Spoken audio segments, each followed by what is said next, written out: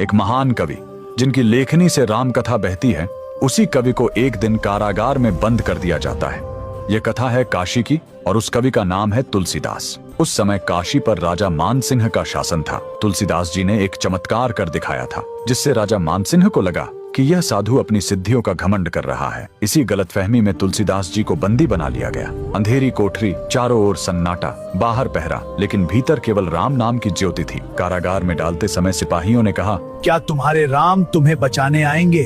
तुलसीदास जी शांत मुस्कुराए, क्योंकि वे जानते थे राम के कार्य पहले उनके दूत करते हैं। उसी रात जब जेल की दीवारें मौन थीं, तुलसीदास जी ध्यान में बैठ गए। उन्होंने न राजा से शिकायत की, न मुक्ति की याचना, बस उन्होंने स्मरण किया अपने आराध्य के सबसे प्रिय सेवक हनुमान का।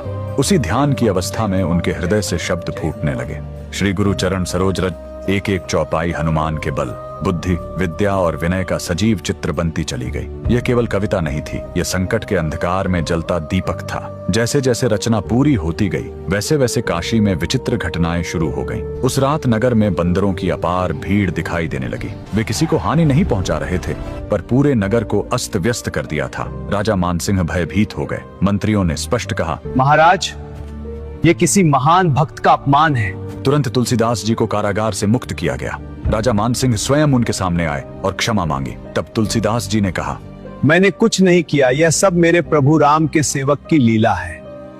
उसी क्षण हनुमान चालीसा का पाठ किया गया और तभी से यह रचना केवल स्तुति नहीं रही, ये संकट मोचन बन गई। आज भी जब मन डर से भर जाता है, जब रास्ते बंद दिखते हैं, तब वही चालीसा सहारा बनती है, क्योंकि इसकी रचना किसी राज दरबार में नहीं, बल्कि भक्ति की परीक्षा में हुई थी। और जहाँ सच्ची भक्ति होती है, वहाँ स्वयं हनुमान प्रकट होते हैं। सब कमेंट्स में जय बजरंग बली जरूर लिखें।